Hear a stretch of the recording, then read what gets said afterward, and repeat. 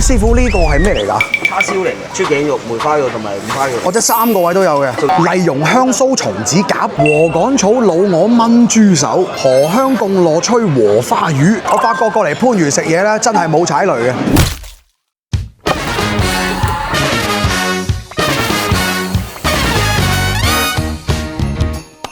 嗱，呢間鋪頭咧，佢係有一味叫禾稈草炆老鵝豬手，豬手同埋老鵝都禾稈草燒過，聽個名都好似有啲正正地喎，同埋芝麻糊都好食嘅。今日我哋嘅食飯成員咧有我爹哋媽咪啦、外父外母啦，同埋我仔喺度嘅。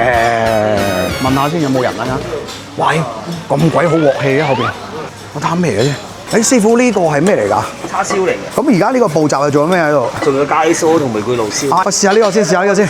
喂，呢個你嚟㗎？喂。係啊。哇，名廚啊！你好，點稱呼啊？潘我師傅。潘師傅你好，哇，好犀利！就係 XO 醬黑毛豬叉燒，你幫我攞一個呢個先。呢個禾稈草老鵝炆豬手，即係用禾稈草燒嘅。嗰啲禾稈草嚟煨過嗰啲鵝同豬。有冇咁多禾稈草啊？禾稈草整佢有咩好處係咪啊？燒嗰啲皮咁香，就會令到啲鵝咧就會腥味冇咗啦。同埋有禾稈草嗰種香味啊！係啊。食咗嗰個炒豬潤先，佢關鍵係厚切嗰下好啊！呢樣嘢，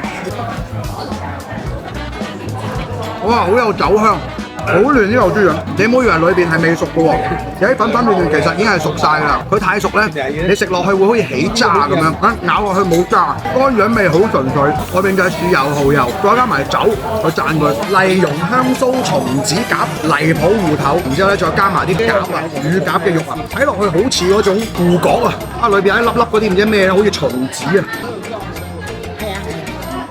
個酥脆，裏邊嗰啲芋頭咧，嗰個雪糕又香又滑。哇！終於到我啦，師傅呢個。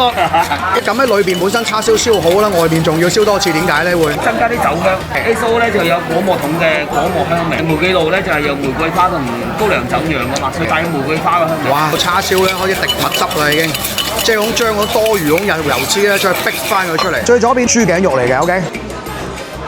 佢好有蜜汁香啊！佢係甜口為主嘅，佢係軟腍嘅豬頸肉。好，中間就係梅頭啦，我最愛。軟得嚟，該肥嘅地方肥，該瘦嘅地方瘦。佢關鍵係上面再加埋嗰個檸檬葉絲咧，就好鬼清新嘅浸除係。豬五花呢嚿一定係最肥嘅，震騰騰嗰種感覺喺度啊！哇！嗰啲豬油咧，佢完全係化晒，佢油脂嗰肉香咧已經二合為一，融為一體。嗱，呢個叉燒幾好食嘅喎，關鍵係個味道夠鍋味。禾稈草豬手炆老鵝，無論係鵝肉、鵝皮定係豬手咧，全部都係俾禾稈草彈到金金黃黃咁嘅顏色。呢個鵝頭正唔正？你自己睇下 O 唔 OK 啊？呢個禾稈草係我哋三寶嚟㗎嘛，係咪先？陳皮、老薑、禾稈草、醫生司機豬肉佬，但係彈過之後咧，即係啲鵝裏邊嗰本來嗰種腥味啦，取而代之啊係嗰種燒完嘅嗰種草香味。呢個豬手皮幾靚，覺得自己可以食一嚿臘豬手咁樣，嗰種野味乾香。有機豆漿煮手打魚腐，有葱啦、芫茜啦、紫菜啦。我估唔到鹹豆漿加埋嗰個紫菜咧係咁鮮啊！你嗰粒魚蛋裏邊咧，佢全部係加咗啲紫菜喺度，呢啲都全部自己店家手工打。荷香貢螺炊禾花魚，佢就炸咗佢先。禾花魚佢唔去鱗㗎，你炸咗佢嘅話咧，其實嗰啲鱗咧都係食得嘅。佢唔會炸得太過分，佢炸完之後佢攞翻汁咧匯落去，感覺上好似食緊豆豉鯪魚咁樣。魚嘅下邊咧佢放住就係攞荷葉啦去蒸嘅糯米飯嚟，有荷葉嘅荷香、禾花魚嘅魚味。呢個飯其實幾好食㗎，軟糯香甜。跟住呢味叫禾稈冚珍珠，佢裏邊係蟹黃醬嚟，海參啊，真係食到有嗰種腥腥地嘅蟹膏味喺度喎。佢係真真正正嘅蟹黃啊，唔係嗰啲外邊商業蟹黃醬溝嗰種嚟㗎。啲網評話個芝麻糊好正嘅話，佢唔係嗰種沖粉嘅，因為佢表面上有啲顆粒感喺度嘅。呢啲係，我覺得呢個芝麻糊食得出好似有少少杏仁露嘅 feel， 甜甜地，但係唔係好甜，咁就好啱而家我哋啲口味啦。邊個菜你覺得有印象嘅？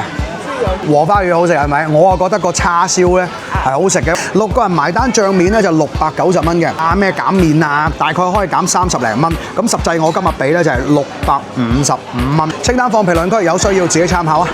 老細點個關注咧！